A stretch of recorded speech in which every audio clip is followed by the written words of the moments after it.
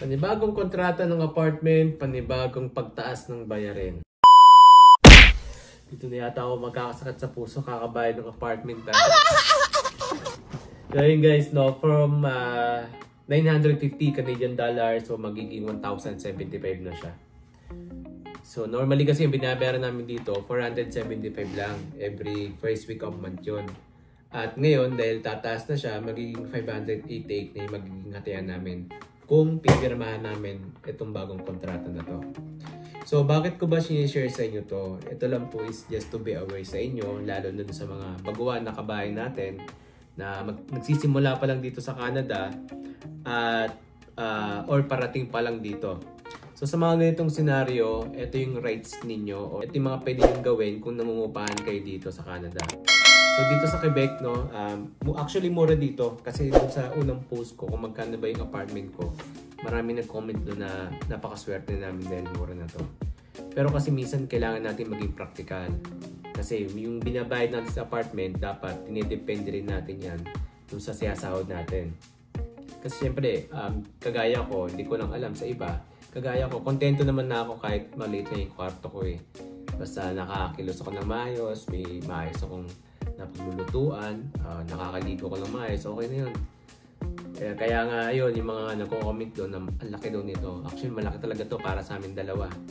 Kaya nung nakaraan, naghanap kami ng apartment and hopefully may mag-reply sa amin at mayroong available na 2 room na mas mababa yung presyo compared dito.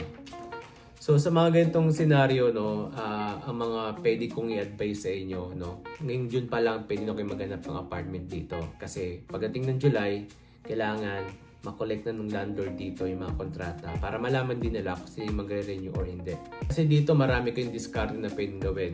So madalas, yung mga magkakasama sa trabaho na mga Pinoy, mga kabayan natin, like for example, 3 sila na rin magkakasama sa bahay. So, hanap sila ng apartment na worth 1,000 Canadian dollar and then i-divide na sa 3. So, ganun lang yung hatian nila. Parang 300 something lang.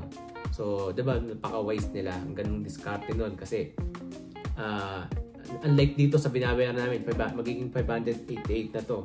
So, kung ganun din yung diskarte ng gagawin namin, malaki yung masasave namin. So, yun yung mga ganun yung mga strategy na pwede nyo gawin kung sakali na namamahalan kayo sa apartment niyo. Kasi, siyempre, para sa aming baguhan, medyo mabigat para sa amin to dahil hindi pa naman ganun kalaki yung sahod namin. At medyo mararamdaman namin to dahil malaki yung percentage na mawawala dun sa kinikita namin at mapupunta lang sa apartment. So yun guys, na-share ko lang sa inyo to at kung meron kayong mga ibang suggestion or comment, ilagay nyo lang dyan sa comment section at bigyan natin ng reaction yan base po dito sa personal experience ko dito sa pamumuhay sa Canada.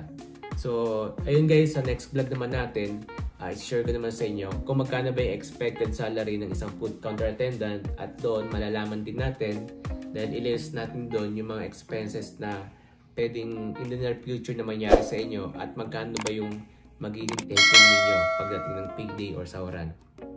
So, yun lang guys.